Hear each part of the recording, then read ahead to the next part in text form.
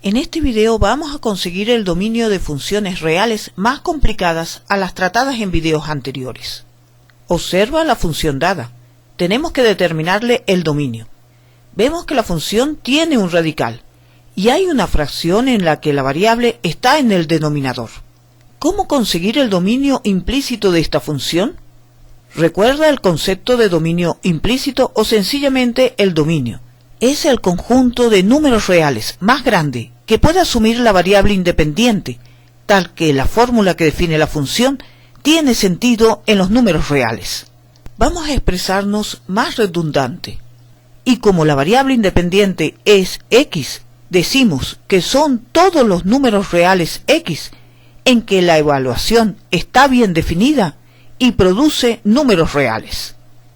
La expresión que define la función dada la podemos interpretar como una suma. Para que un número pueda ser evaluado en la expresión, debe poder ser evaluado en cada término. Se debe poder evaluar en esta expresión y en esta otra.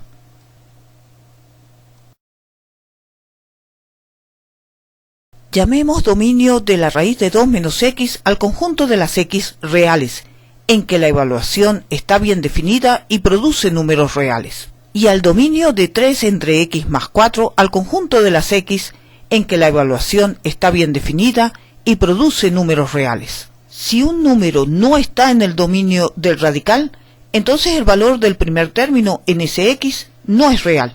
No tiene sentido sumarlo con el resultado de la evaluación de esta otra expresión en ese número. Recuerda que nosotros solo consideramos trabajar con números reales. Así pues, f no está definida en ese x. Un análisis similar podemos hacer con un número que no está en el dominio de la segunda expresión.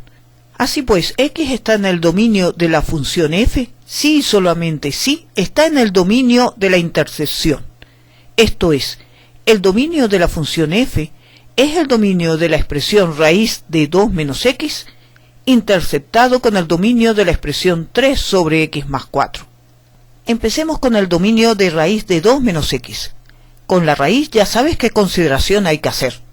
El radicando tiene que ser mayor o igual a 0 a fin de determinar el conjunto donde la expresión toma valores reales.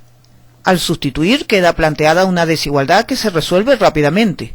Determinamos que el dominio de esta expresión son los x menores o iguales a 2. Encontremos ahora el dominio de 3 entre x más 4. Sabemos que el dominio de esta expresión es r menos los x tales que el denominador es igual a 0. Planteamos entonces la ecuación x más 4 igual a 0. Su solución es x igual a menos 4. Así pues, el dominio de la expresión racional son todos los reales menos el número menos 4. Ya tenemos los dominios de estas dos expresiones. Para hallar el dominio de f, tenemos que determinar la intersección de estos dos dominios. Es fácil pensarlo mentalmente. La parte común de estos dos conjuntos es el intervalo de menos infinito hasta 2, quitándole el menos 4.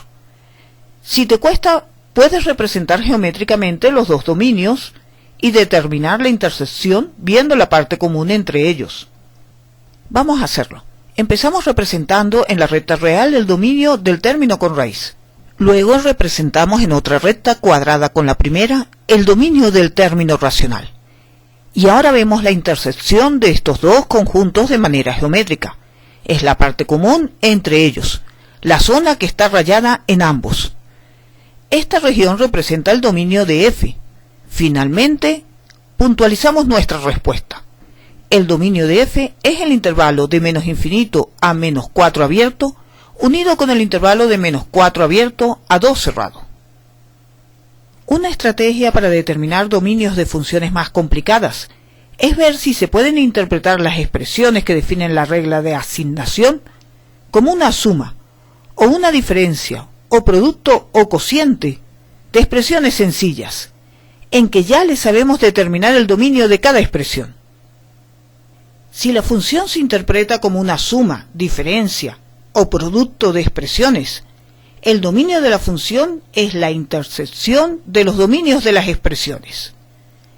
Se determina entonces el dominio de cada expresión que conforma la suma o la diferencia si es el caso, o el producto.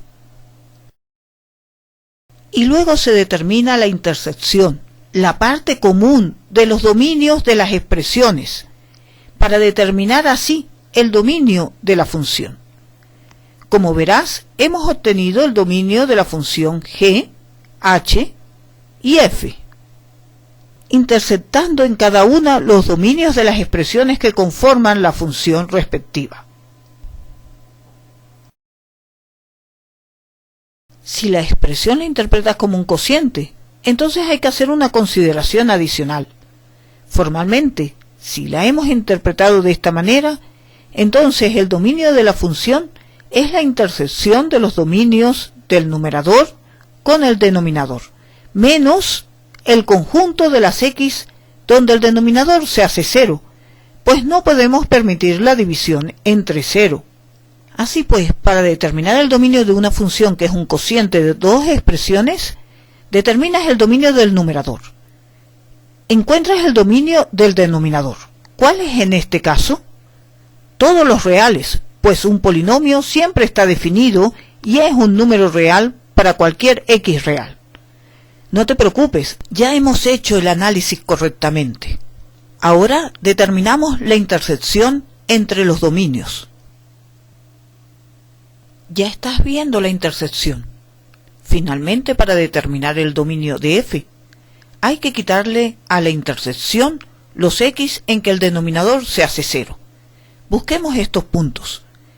Planteamos y resolvemos.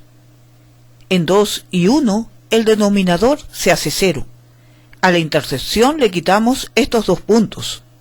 Finalmente, puntualizamos el dominio en notación de intervalo.